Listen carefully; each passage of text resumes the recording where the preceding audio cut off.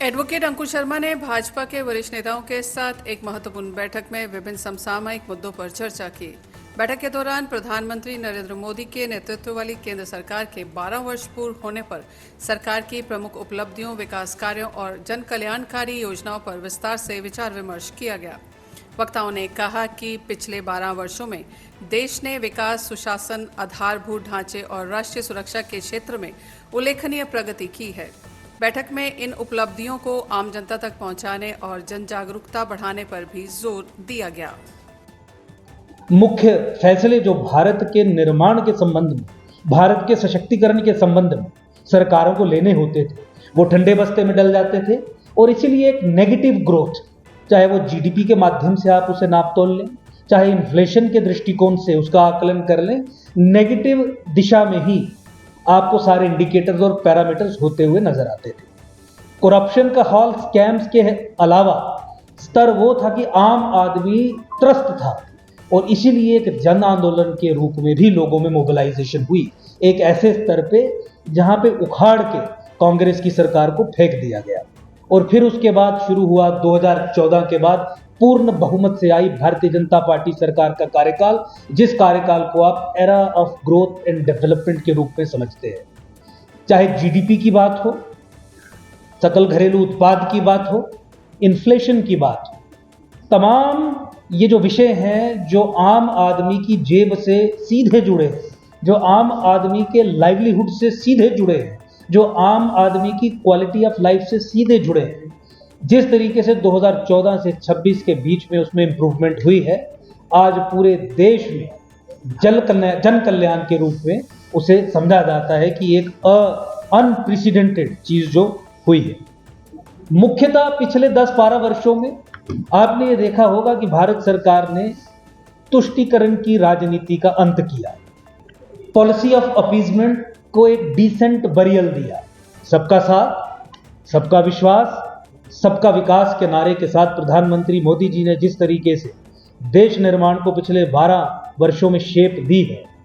ये अनप्रेसिडेंटेड है और आपको भारत के लोकतांत्रिक इतिहास में इसका कोई पैरेलल नहीं दिखेगा। सभी को साथ लेके चलना, तुष्टीकरण किसी का नहीं करना, खुश करने के लिए किसी भी नीति का निर्माण नहीं करना, ये सब ऐसे पॉलिसी डिसीजंस हैं जो देश की नींव बहुत अच्छे तरीके से मजबूत करने में कारगर सिद्ध हुए। आपने देखा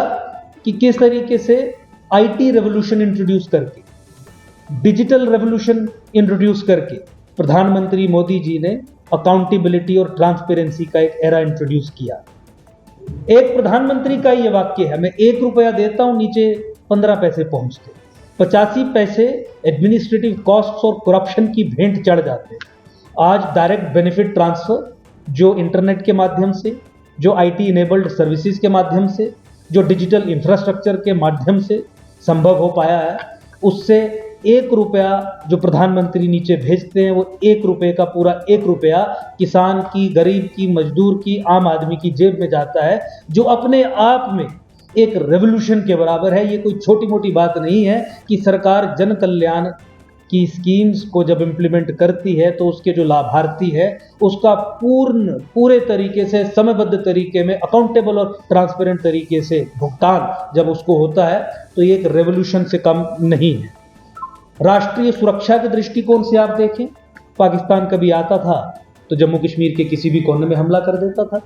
पाकिस्तान के आतंकी आते थे दिल्ली, अहमदाबाद, गुजरात, महाराष्ट्र, कहीं पे भी उनकी सेंध हो जाती थी। आपने देखा कि किस तरीके से घुस के अंदर सर्जिकल स्ट्राइक्स के माध्यम से या फिर ऑपरेशन सिंदूर के माध्यम से पाकिस्तान के अंदर घुस के आतंक के अड्डों को निस्तेनाबूद करने का, बिना इस बात की चिंता किए कि पाकिस्तान कोई एक न्यूक्लियर आर्म्ड मुल्क है, बिना उस ब्लैकमेल की चिंता किए कि न्यूक्लियर वॉर हो सकती है, भारत की एकता, अखंडता, अपने देशवासियों की सुरक्षा को ध्यान में रखते हुए ऐसे साहसिक और ऐतिहासिक कदम उठाए कि आज भारत सरकार की पॉलिसी पोस्ट इंडिपेंडेंस ये है कि कोई भी act of terrorism against India by Pakistan will be considered as an act of war, यानी एक युद्ध की उद्घोषणा के रूप में उसे लिया जाएगा। पहले पाकिस्तान के पास एक एस्केप रूट था, नॉन स्टेट एक्टर्स ने किया, आप हमारे खिलाफ कार्रवाई नहीं कीजिए। आज पाकिस्तान के पास कोई एस्केप रूट नहीं और आतंक से लड़ने का, आतंक को पूरे तरीके से खत्म करने का इससे बड़ा लेवल ऑफ कमिटमेंट आपको नहीं दिख सकता, जहां पे आतंकी घटना को N act of war on the nation प्रधानमंत्री मोदी जी ने नीति के माध्यम से तय कर दिया है। आज पाकिस्तान और आतंकी देश घबराए हुए हैं, डरे हुए हैं। भारत सरकार मोदी जी को संभाल नहीं पा रहे हैं कि किस तरीके से इनके विरुद्ध लड़ा जाए। मुझे लगता है कि पूरे देशवासी बहुत बहुत बधाई के पात्र हैं कि ऐसा साहसिक प्रधानमंत्री देशवासियों ने स्वयं चुना, बार बार चुना, पहली बार चुना, दूसरी बार चुना, तीसरी बार चुना, आने वाले समय में भी चुनते रहेंगे। और नेशनल सिक्योरिटी को इस तरीके से भारत सरकार ने सुदृढ़ किया।